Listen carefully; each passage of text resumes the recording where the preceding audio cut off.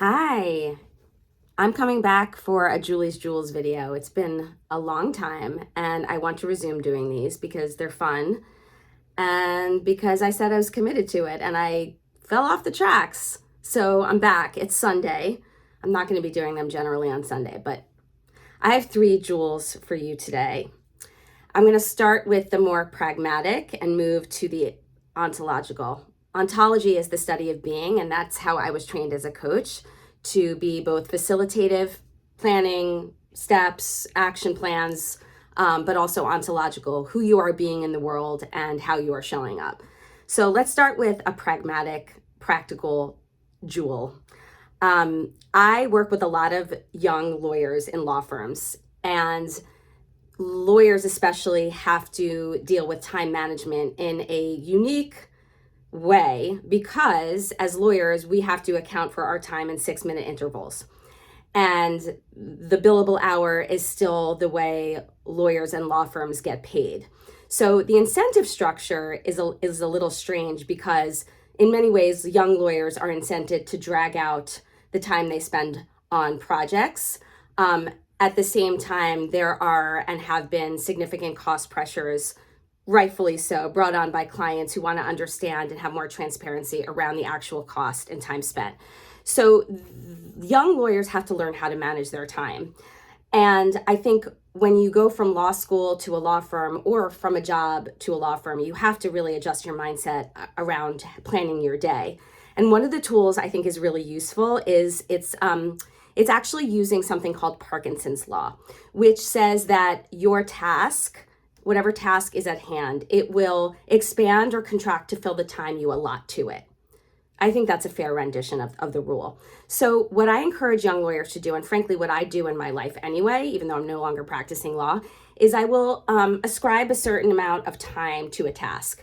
I may be over or underestimating, and I do tell my lawyer clients, look, this may take some practice to get it right, but if you give yourself a certain period of focused time to complete a task, chances are you're going to be much more efficient and focused during that time. Versus if you just say, I'm going to write this brief today, it could seep and it could sprawl into much more time than it needs to take. And the ROI after that time that you really need to do it is just not there and can be, that time can be used for something else. So Parkinson's law, time bind your tasks, whatever, you know what I'm saying. That's the first one. The second one is a little more ontological, and it is about the connection between strengths and values and goals. So my experience in life as a transformational coach and working with clients is that when you are in tune with who you are at your highest and your best, what your strengths, your values are, you can actually leverage those, embody those to not only be better and feel better and be more authentic in the world, but actually to achieve your goals. So in practical terms, I'm working now with a group of senior women in an organization, and we talked about their objectives for the program, what they want to get out of it. And I asked them to take a look at who they are at their highest and their best, what their strengths and values are. And then to take one of those values or one of those strengths and apply it to a goal they might have. So I'll just speak for myself.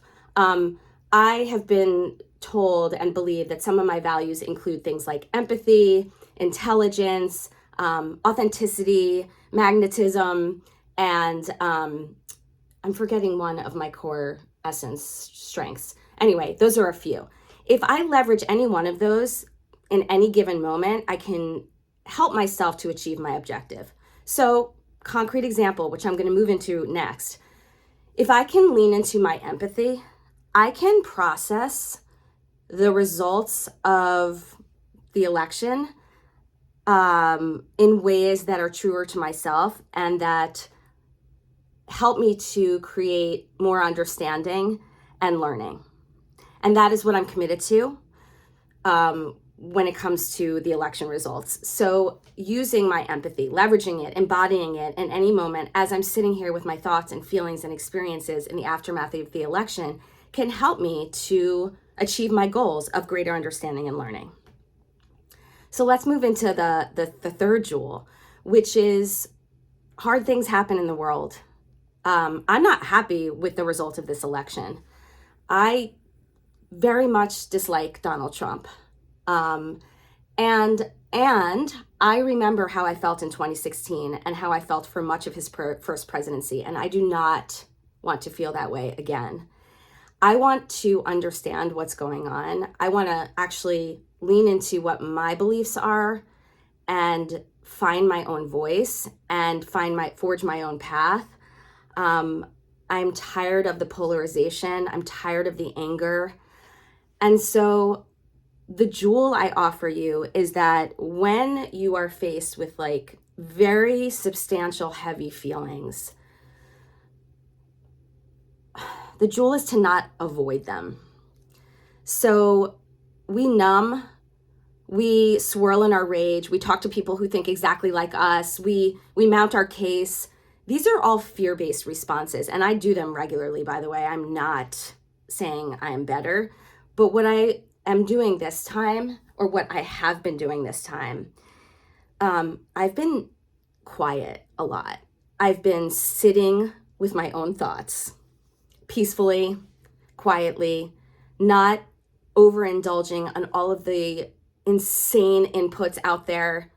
This take, that take, this meme, this story, this is what happened, the pundits, whatever. I'm actually like tuning that all out for now, and I'm listening to myself. What do I think? What do I feel? How am I processing this experience? Giving myself that time was really useful because after I had the space to actually like sit with what I'm feeling and process some of my emotions, I'm in a better place to absorb information and learn. And that's what I'm doing now. I'm on the pathway to learning, reading things that are outside of my comfort zone to read, listening to things that are outside of my comfort zone to listen to. So the last jewel, and by the way, sorry, let me finish that thought. And because of that processing that I'm doing, I feel much more aligned with who I am as a human being and who I want to be in the world and what kinds of relationships I want to have with other people. And I feel like my heart is softening a little bit and I can actually be open to new perspectives. So that's the jewel, is that if you give yourself that space and that time to process and sit with and reflect, shut out the noise and actually just be with your own thoughts, which I'm not comfortable doing, by the way. There might be some openings to new experiences that will give you more expansive understanding of the world we live in.